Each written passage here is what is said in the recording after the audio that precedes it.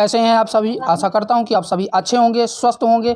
जैसा कि दोस्तों आपको सभी को पता है कि डेली हम टॉप 25 क्वेश्चन हिंदी के लेकर के आते हैं, तो उसी श्रृंखला को पूरी करते हुए मैं राहुल आप सभी को आपके अपने परिवार आईडी एग्जाम में स्वागत करता हूं। तो दोस्तों चलिए शुरू करते हैं आज का वीडियो। तो दोस्तों मैं ज़रूर ये कहूँगा कि आप वीडियो को बिल्कुल भी स्किप ना करें, वीडियो आपके लिए बहुत ही हेल्पफुल होने वाली है। तो दोस्तों चलिए शुरू करते हैं आज का वीडियो।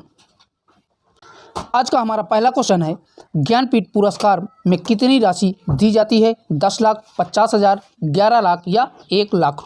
तो दोस्तों यहाँ से आपका ऑप्शन नंबर सी राइट हो जाएगा। ज्ञानपीठ पुरस्कार में 11 लाख की राशि दी जाती है, यानी कि ऑप्शन नंबर सी राइट हो जाएगा। चलिए बढ़ते हैं अगले क्वेश्चन की तरफ।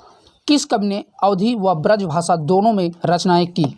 कृष्णदास, तुलसीदास, कबीरदास या सूरदास?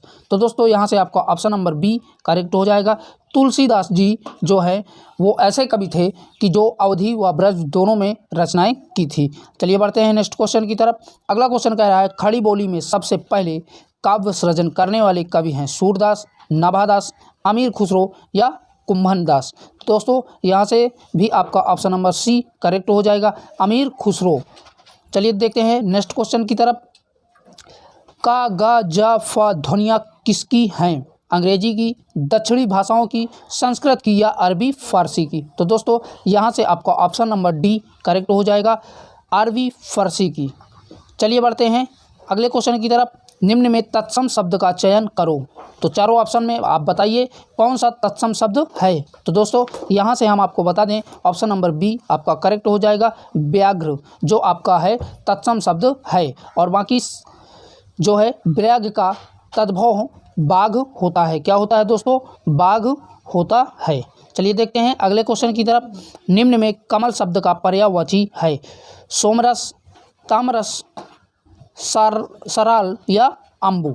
तो दोस्तों यहाँ से आपका ऑप्शन नंबर बी करेक्ट हो जाएगा, तामरस। चलिए देखते हैं नेक्स्ट क्वेश्चन की तरफ। अगला क्वेश्चन हमारा कह रहा है, निम्न में साधु का विलोम शब्द होगा? साध्वी, साधुनी, असाधु या सन्यासी, सन्यासिनी? तो दोस्तों यहाँ से आपका ऑप्शन नंबर सी करेक्ट हो जाएगा, साधु का विलोम शब्द असाधु होता है। चलिए देखते हैं नेक्स्ट क्वेश्चन की तरफ। तो अगला क्वेश्चन है, आत्मा का अनेकार्थक शब्द नहीं है? अग्नि, सूर्य, जीव, हृदय? तो दोस्तों यहाँ से आपका ऑप्शन नंबर डी करेक्ट हो जाएगा, हृदय। चलिए देखते हैं अगला क्वेश्चन। जो प्रमाण से सिद्ध ना हो सके उसके लिए एक शब्द है? अपरिमित, अनप्रमाणित, अप्रमाणित या अप्रमेय? तो दोस्तों यहाँ से आपका ऑप्शन नंबर डी करेक्ट हो जाएगा, अप्रमेय। चलिए देखते हैं अगले क्वेश्चन की तरफ। अगला क्वेश्चन हमारा क्या कह रहा है, समरूपी शब्द अपकार उपकार का सही अर्थ है? बुराई भलाई, भलाई बुराई, अपमान सम्मान या सम्मान अपमान? तो दोस्तों यहाँ से आपका ऑप्शन नंबर ए करेक्ट हो जाएगा, बुराई भलाई। चलिए देखते हैं अगला क्वेश्चन की तरफ। लिंग की दृष्टि से लिंग शब्द क्या है? पुल्लिंग है, स्त्रीलिंग है, नपुंसक है या उभय लिंग है? तो दोस्तों लिंग की दृष्टि से लिंग हमारा क्या है? पुल्लिंग शब्द है, यानी कि ऑप्शन नंबर ए करेक्ट हो जाएगा। चलिए देखते हैं अगले क्वेश्चन की तरफ।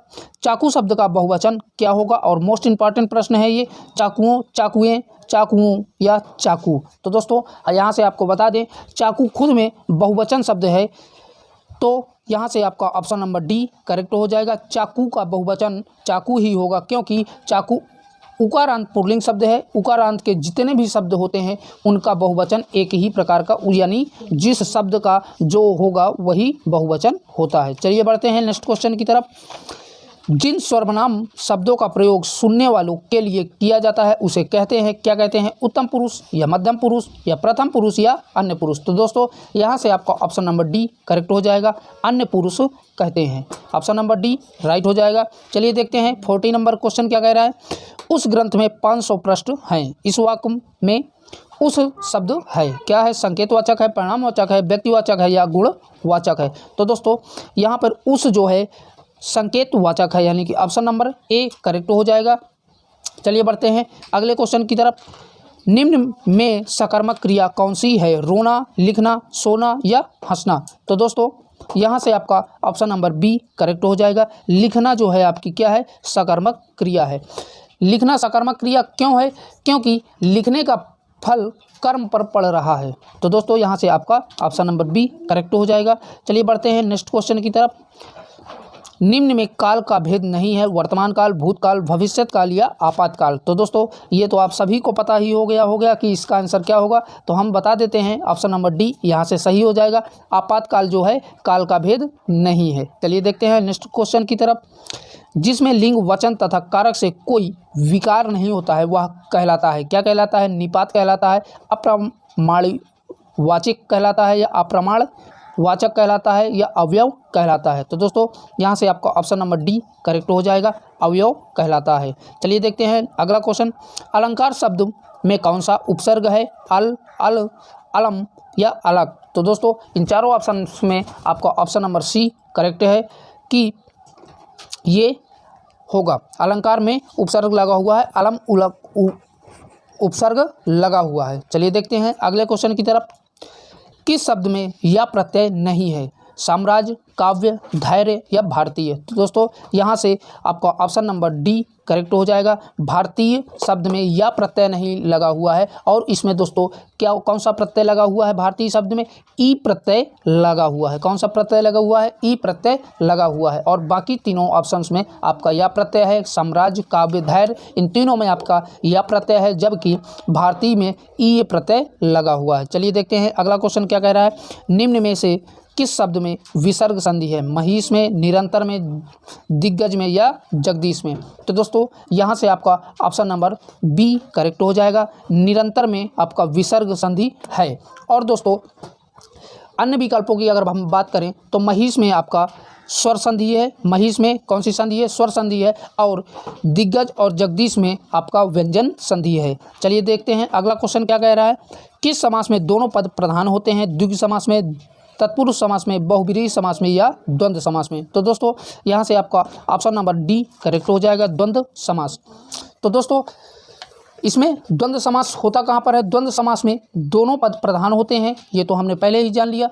और इसमें अवयव शब्दों के बीच समुच्चय बोधक अवयव और अथवा या का लोप हो जाता है, तो वहाँ पर क्या होता है?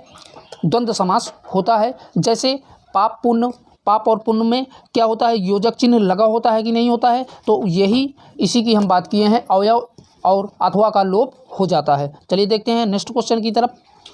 अगला क्वेश्चन कह रहा है हिंदी व्याकरण में सर्वाधिक रूप से प्रयोग होने वाला विराम चिन्ह है? लोप निर्देश, अल्प विराम, अर्ध विराम या त्रुटि विराम। तो दोस्तों यहाँ से आपका ऑप्शन नंबर बी करेक्ट हो जाएगा, अल्प विराम। चलिए बढ़ते हैं अगले क्वेश्चन की ओर। छंद को पढ़ते समय ठहराव की स्थिति को कहते हैं, क्या कहते हैं?